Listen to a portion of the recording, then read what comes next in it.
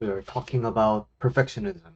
And to be completely honest with you, these days I'm working on a lot of dropping of labels because labels are just images like anything else.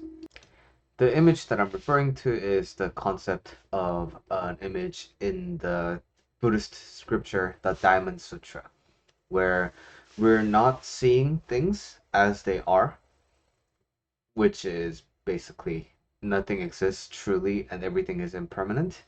But instead, we put facades of perceptive filters above our sensory organs and underneath our sensory organs, and then we interpret the world according to those images instead of seeing the world as is. And so that whole thing that you're seeing instead of the true world is an image, and I believe a lot of the labels these days are just perpetuating and strengthening the definitions of images instead of tackling the actual issue.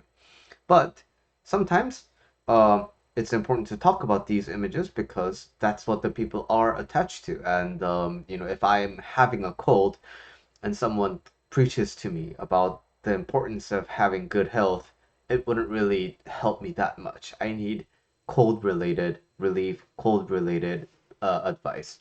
And so that's what this video is going to be, and that's what this episode is going to be around perfectionism and its many forms. Now, perfectionism is something that I first heavily discussed in my book, The Action Formula. The Action Formula is a book on procrastination. And instead of looking at procrastination as the single thing, I looked at procrastination as one point in a bigger spectrum. And so, on one hand, you have significantly blocked action where there's a lot of intent, but nothing's happening. And in the middle, there's this state where there is no desire to do something and there is no unwillingness to do something. So it's like things like you have no intention of doing. Like if you're not a person who enjoys heights, like this would be climbing, I don't know, Mount Everest. Or if you're not an outdoor person, going outside and doing things. Those things just have no appeal to you, and therefore you don't do it, but there's not a lot of blocked action there. And on the other hand, you have more or less the prolific kind of a creating life, which is a life that I strive to live. And that's what makes me write so many emails, write so many blog posts, and so many Instagram posts, and Facebook posts, and YouTube videos, and podcast episodes, and such. Because whenever there's an intent, like, oh, I want to do it, I just stop thinking and I just do it. And now because procrastination is a point on that spectrum, I was thinking, okay, so if all of these are related to action, then what contributes to procrastination? What contributes to action? And I formularized it. Is that even a word? And that is the result that came out of this adventure is the action formula. And why I'm talking about this is I recently had a experience of talking to someone about the action formula, and in particular, I discussed perfectionism because perfectionism is interesting to me because it seems like it is antagonistic to a desire, right? Um, it seems like it would kind of diminish desire and try to kill it and suppress it. But if I really think about it, perfectionism isn't really counteracting desire directly. Like, it's not affecting desire directly, but it just makes it smaller. And I express this mathematically with the divisor, right? Division action. So I have 10 abstract units of desire. But now, if my perfectionism is 100 units of abstract measure, then the output of that is effectively 1/10, which is not a lot, right? And now, if the abstract unit of desire was still 10, but my perfectionism was instead zero point 0.1, then it just becomes a lot of the magnitude just becomes completely bigger compared to 1/10, right? And so perfectionism is a thing that sort of divides or multiplies. And depending on how you use it, it just becomes a very powerful force or something that really uh, downscales the magnitude of your desire. And now, with that, let's talk about some aspects of perfectionism that I think in order to reduce it. This is a very handy kind of a thinking pattern to keep in mind, not just for perfectionism, but any kind of thought that you are having trouble with on a regular basis. And the pattern is to recognize that, oh, can this be, can this intrusive thought or urge be ever truly satisfied? For example, let's talk about perfectionism. Now, I want to talk about the example that I want to illustrate with this point is my YouTube channel. Sometime in 2022, I really wanted to have a YouTube channel. Now, I managed two other YouTube channels for other people, and they are both very successful. And I know what it takes to make a YouTube channel run. So I have all the operational knowledge, but it's just for the fact that it's for other people. And now the time has come for me to actually run my YouTube channel. And now all the mental dilemma starts coming in because guess what? I want to make a YouTube channel, and in order to do that, I want to have videos. But in order to have the video, I need to have a specific messaging and what I'm going to talk about in the video. But now, what if I make a video and nobody watches it? I don't want that to happen, so I want my video to have an appeal. But now, appeal is just more than just the content, right? Then do I need to invest in good camera gear? Okay, then I take care of the visual part of it. But now, what about the audio part? Do I need to invest in a really expensive microphone? Okay, after that, do I need to edit? How much do I need to edit it? How, because there's no true, like, video editing is kind of like an art form, right? There's no true upper limit. You can always improve something even more. And now, let's say I draw a line and then somehow I reached perfection there. I'm giving myself a lot of grace. And now, what about the thumbnail? Thumbnail is another artistic thing, right? It can always be kind of experimented upon and it can always be improved. So let's say I do that part right? I'm giving myself a tremendous amount of grace. And now what happens is I need to title my video. Again, that's an art form that I could always improve upon. And then the description for the video, what hashtag should I use, and what hashtags should I use, what tags should I use in order to tag my video, what should I put in the descriptions. These are all things that require a lot of executive decision. And these are all things that that somehow seem to improve on like perfectionism because there's always something to improve upon, right? And now, if because of this, I spent so many weeks just thinking about YouTube channels and never making one YouTube video. And now, in order, I needed to break through this, and so the advice that I've sort of like taken was that okay, you know what? What's the whole point here? Is the point to do YouTube or be the like most presentable YouTuber ever?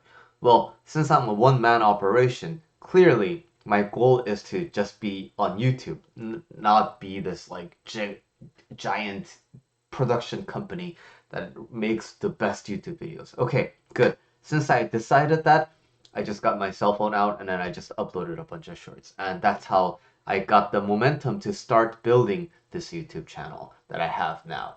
And now, why this is important, why this is relevant to our discussion today is there's no upper limit for that perfectionism to be ever satisfied. So, if I listen to perfectionism and I stop my, I prevent myself from showing something to the world because it can still be improved upon, there's no upper limit. And whatever I have, there's something in the brain that can go, Yeah, but this part could use a little bit more improvement. That statement is always true. There will never be a case where that's not applicable. And so this applies to not just perfectionism, but also if you're depressed. Like there's no reason, there's like not enough good things in life. But that statement is kind of always true, right? And life is hard. That statement is also like always true because that just depends on your outlook on life, right? So if you feel like you've been blocked by a thought, you've got to really ask yourself, like, is there ever a case where this thought is sufficiently resolved? And if the answer is no, then you have to kind of work through that thought because the other option is to continue listening and fostering that thought and try to meet its demands. But spoiler alert, you're never going to meet its demands, therefore, you're never going to get anything done. So that's the first point, which naturally segues into the next point. Now, if you are just in the realm of thinking, and if that's okay, then there's no problem with perfectionism. And in fact, it may just be a pursuit of, like higher improvement, which is a characteristic that has driven the human race further along, and further along, right?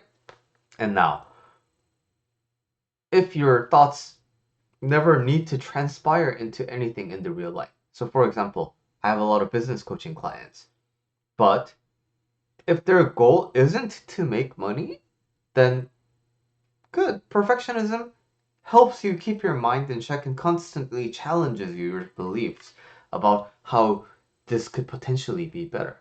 So if your whole point is to just think about these things, then there's no worries about perfectionism hindering your process, right? But realistically, people tend to want to materialize the things that are inside of their head. And now, if your perfectionism is blocking that, then it becomes a problem. So perfectionism by itself, like anything, is just void. There's nothing inherently good about it. There's nothing inherently bad about it. It's just that it depends on perspective. And now, the perspective that makes it good is it's a continued kind of a challenging system that is ever present. And the bad part of it is it tends to block action and it tends to block things from materializing into the real world. Now, let's talk a little bit about why perfectionism sort of happens in the first place. So, as I said before, I think perfectionism, that word itself, is just a label and an image. But underneath the grand term of umbrella term of perfectionism, what's actually happening under the hood? Number one is that constant strive for betterment. And that constant strive is kind of the defining factors of perfectionism because it implies that being still is frowned upon. And so you always have to strive for the next step. What's even worse is regressing, right? So something that happened to me when it comes to this specific topic is that when I competed in jiu-jitsu once, I got a silver medal, which is good. And now I felt pretty good about that. But then now the come next competition, obviously, from in that time term between the first competition and the second competition, like there is a amount of time that I spent training. Therefore, I must have improved, right? So, if I don't get at least a silver medal, then that means I have effectively gotten worse. And now my psyche could not handle that because how could I? I pride myself in my work ethic, I pride myself in my training. So, it just cannot be that I regress. Like the brain literally could not handle it. And so I go on to the next competition, and then I lost the first match by points, and then I fainted after the match. It's not that someone choked me out or like broke my joint, I passed out when I wasn't even fighting. So that's the extent the mind has over your body, right? And so when the mind is really gripping hard onto the fact that you need to progress, that is ultimately what kind of defines this experience that you have with your body when your actions tend to get blocked because now when this mental prison of you need to always be progressing and improving is potentially counter evidenced by the something you create in real life, then you start punishing yourself so heavily and you don't want that to happen. And that's why you just seek this improvement and perfection, but you never really give yourself the opportunity to materialize your improvements. Because what if it's not? And that's scary, right? Which leads to the next point of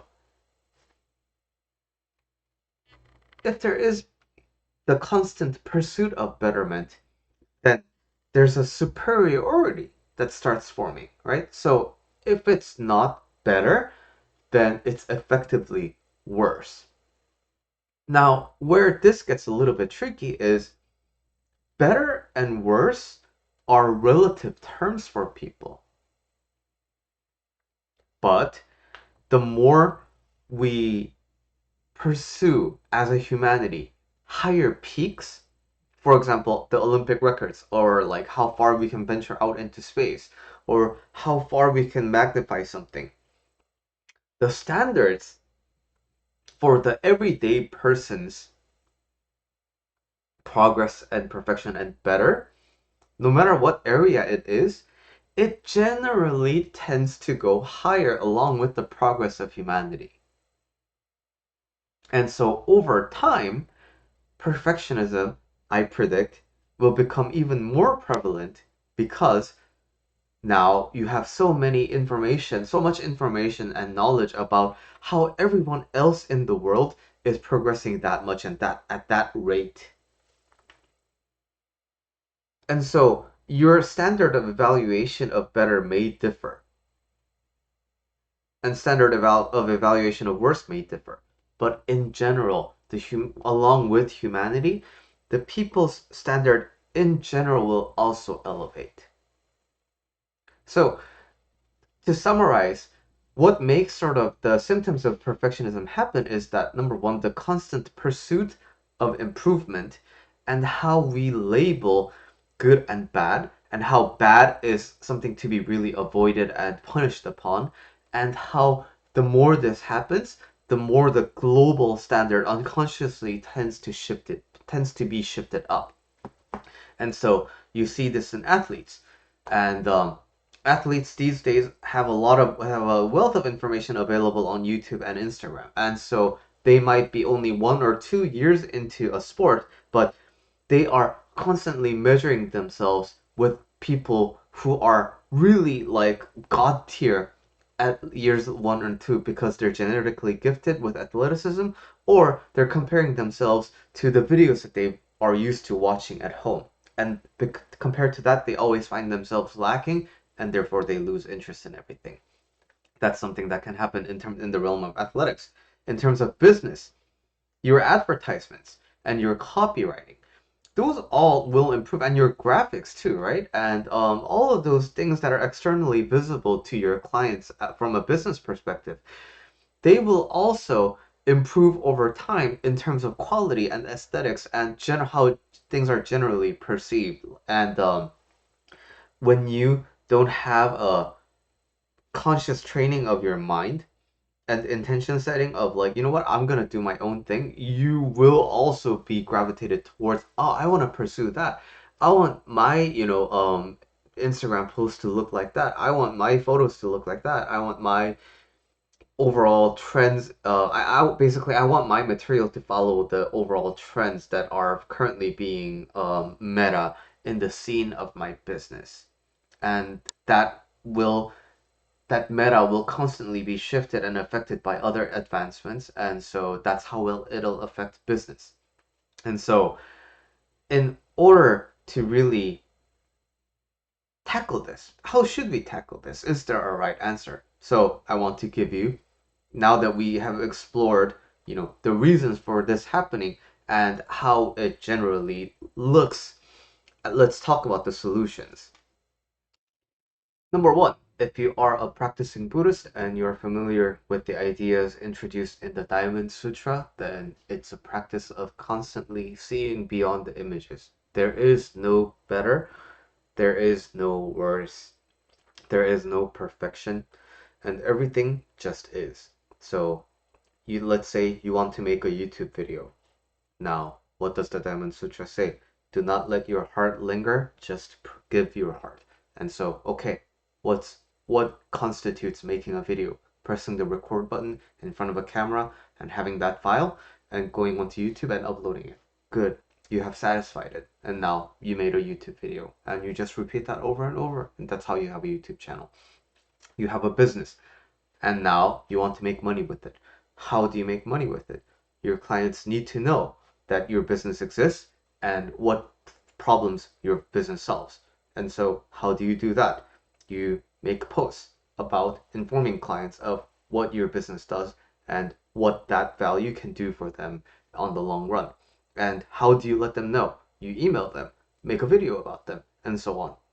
And you constantly just solve problems as they emerge.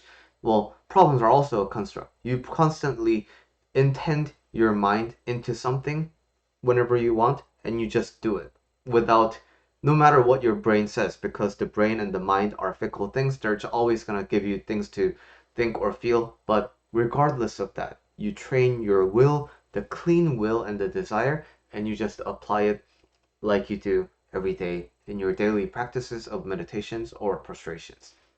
That's one way of doing it, which I think is a lot simpler, but can be challenging, especially if you're new to the practicing your will, or if you haven't come to experience how to extract that clean will out of your soul or mind, so to say. Now, the other way to think about this is kind of meet in the halfway. And if you're going to participate in images that are good in one perspective and bad in one perspective, why not selectively look at the good? Because your brain already does selective bad views all the time, right? So with a little bit of a brain tuning, you can always choose to look at the good side instead of always looking at the bad side. And that's the power of the mind, right? And so I said perfectionism is good as a thought exercise because it always gives you new ideas and it always invites you to a challenge. And without challenges, how can we grow? Like, it's the same as muscle growth, it's the same as skill growth. If you're doing the same thing over and over again, you become proficient at it, but there is no further growth, right? And so there is development happens in depth and breadth, right? And so when you do the same thing, you're kind of digging the same kind of a hole over and over and over. But now with challenges, you can invite yourself to dig deeper. With challenges, you can invite yourself to dig wider, right? So these challenges are very meaningful to the mind, especially when it comes to growth that you are seeking. So perfectionism is good in that regard. But what's the minus of perfectionism? The minus of perfectionism is that it tends to block action because you constantly don't want to deal with the disappointing reality of things, right? So what's good is, why not keep the challenging aspect of the perfectionism and at the same time constantly do materialize things into reality by treating perfectionism as a guided challenge path, right? Instead of looking at perfectionism as a reason to stop, it becomes a reason for you to continue going. Because every time you iterate upon making something a reality, your brain will offer you a new idea. Then your next goal is to materialize that. And now, even after that, your brain will offer you something else. Good. now your next iteration of creating something into reality is going to address that. And so what's something that a lot of people miss about school and education? It's the guidedness of things, right? So that you can kind of like turn your brain off and not have to make decisions. So perfectionism is a really good way to kind of do that for yourself, because the inner critic, so to speak, is always going to have something to say. So that let's use that to our advantage. Materialize something into reality. Let the brain talk about it and let the brain give it critique. Okay, good. If it's something you can do, let's do that on the next iteration. If it's something you can't do, gotta have to come up with better answers, brain. And then it's like your customized perfectionism, like customized challenge route, right? That you don't have to rely on anyone else for. And now you become self sufficient and your skills will improve. So I'd say that's a very effective way to view perfectionism, by just taking the goods out of all the images that you're gonna look at anyway. So, again, in summary, either discard the nature of perfectionism and just give your heart to whatever you want to do, or if you're going to participate in perfectionism, choose to look at the good things instead of letting your mind run rampant and just focus on unconsciously the bad things all the time. And that is my talk on perfectionism and how you can understand it and how you can use it to your advantage. And I will see you in the next episode. Thanks for watching on YouTube, and thanks for listening to the podcast.